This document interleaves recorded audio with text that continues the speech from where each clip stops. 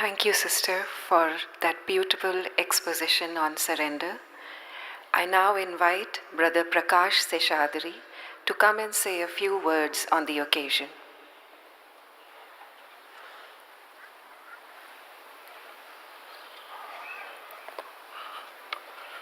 Pranams, beloved Daji. Pranams to all sisters and brothers, specifically to our dear sisters and brothers who have come from the Tukudoji Maharaj Sanstha. When we look at the success of heartfulness, what makes heartfulness transcend the globe? Today we are present in more than 170 countries. I study a lot about corporates, organizations, and find why they are successful. If we really look at what makes us really successful, it will make it easier for us to reach the goal that Daji has set for all of us. Corporates, typically successful organizations globally, what you call as Fortune 100 companies, follow a very simple three-step model.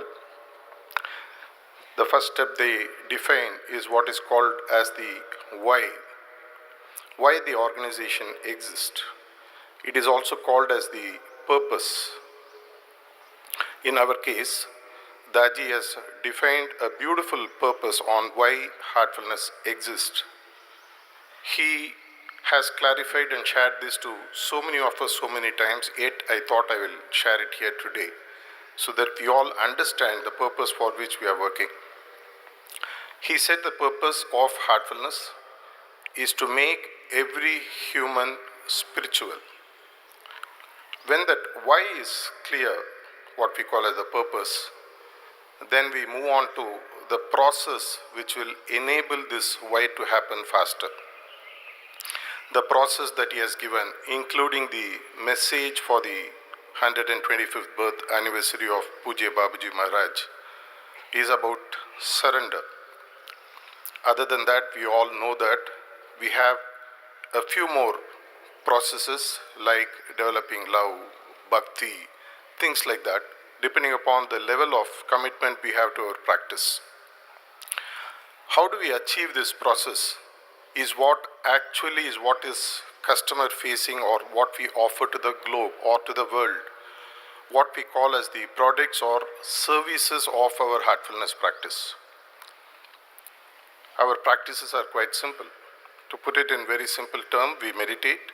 Yesterday evening, Daji gave in his talk in Hindi very simple three things: meditate in the morning, clean in the evening, and offer our prayer at the time we go to bed.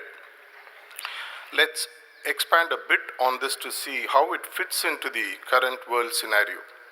The last few days I had a lot of chance to interact with a lot of youth. The standard question that comes from youth is what we call as WIFM. What is in it for me? Why should I follow this practice? What will I get? The I-centric. I would like to share here a very interesting anecdote about what happens between my daughter and my wife periodically. Whenever my daughter is either ecstatic or she is a little bit down, she always used to go and hug my wife and say, "I want to get back into your womb," even at this age. And my wife always used to hilariously ask her, "Why do you want to do it?" She says that I feel so secure. I feel that whatever I need to get, I get with love. I don't need to have any kind of problem whatsoever. If you really look in one word, what surrender really means to us is the benefits of oneness with the Guru. When we understand this from this simple anecdote that I shared, the three attitudes that I wanted to share, which will make the process faster, what I call as the 3D of the process that we can use. The first D is what I call as being dedicated. Being dedicated to what? Being dedicated to the cause that Daji wants to spread in this world of making every human spiritual. For that, of course, we need to be dedicated to ourselves. Charity begins at home. Are we making ourselves better so that the world sees us as someone who has become spiritual As Daji mentioned yesterday, when you walk the earth, people should ask, who is this person? What is so special about him? When we are dedicated to our practice, when we are dedicated to the goal what heartfulness offers, what happens is that we start getting dedicated to the purpose for which we can start working. I was sharing a few notes with a fellow functionaries few days back, and many of them said there are things that we can borrow from a few sanstha's around the world. There, what the volunteers or the abhyasis do is that in their life, they set aside every day 5 minutes for spreading for what they are really committed about, which is the cause that Daji has given us. All it needs is 5 minutes of our life every day. In a life of 24 hours, 5 minutes I don't think is going to be too difficult for us to offer. You can talk about it, you can spread the word through social media, or you can conduct a session virtually, whatever it is. The second word that would help us in the 3D process is to be disciplined. Babuji Maharaj has often described a disciple is one who is disciplined. If you look at the definition, Webster or whatever, the word discipline stands for sticking to a process till you reach the goal. If you take the example of a post stamp on an envelope, the envelope won't reach the destination if the stamp falls off some way. Likewise, if you are able to stick to the process till we reach the goal that we have of what heartfulness offers, it makes it much more difficult. Discipline to the practice, discipline to the 3 M's, my master, my mission, my method. And then the third one comes, which is what leads the 2 D's into what I would call as devotion. A sense of bhakti that I completely understand that there is nothing that I can do in my life without his support. In this message that he has given for the Bandara, he very clearly has specified that surrender is an active process.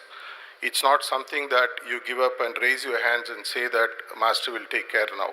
It is an active process where a combination of your mind and free will helps you to go towards the ego, which he defines in this message as the ego or the existence inside of yourself, which is nothing but a reflection of what he is inside us.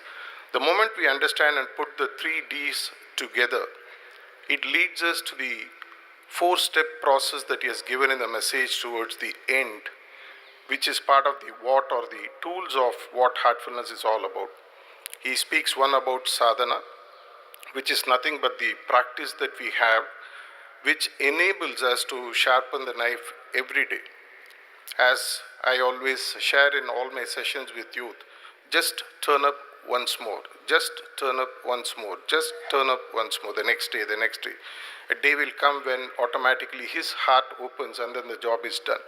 The second S he speaks in the 4S in that message is about satsang, like what we have, where we search for the truth together.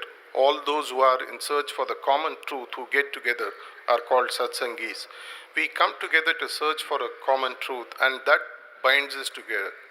That creates an egregore which automatically has a reverberatory effect all over, spreading the message wherever we go. The third S he speaks about is smran, or constant remembrance. When you continuously meditate, what else can you become but just be in his remembrance all the time? And to do these 3 S, he shares the 4th S, which is nothing but the literature that we have. This helps us literally to reinforce the beliefs that we have in the system. What does the system offer? Once he gave a talk in Manapakam in 2015, he said, Prakash, if people just even follow 1% of all that masters have said, they can achieve the goal very fast. They keep sharing so much because they want to help us to move faster. The concluding line in that message, he beautifully shares a mathematical formula where he beautifully shares saying, the degree of help that is available to you is directly proportional to the degree of surrender. If I have to shake hand with someone, I have to extend my hand.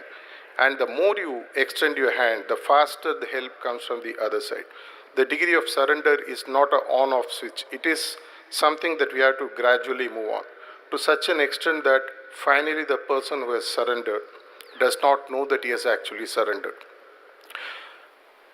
In short, if you really have to look at it, the choices that we have in front of us to spread heartfulness globally is quite huge. The purpose is clear, the process is clear, and the tools and techniques are available, and all these are free as we know. Let's all again come together to spread his message globally, so that the vision or the purpose that he has for us of making every human spiritual becomes a reality very soon. Before I end my talk, it also gives me immense privilege to announce, as Daji already announced, that the 97th birth anniversary celebrations of revered Chariji Maharaj will be held in Kanha Shantivanam on the 23rd, 24th and 25th of July 2024, Tuesday, Wednesday and Thursday.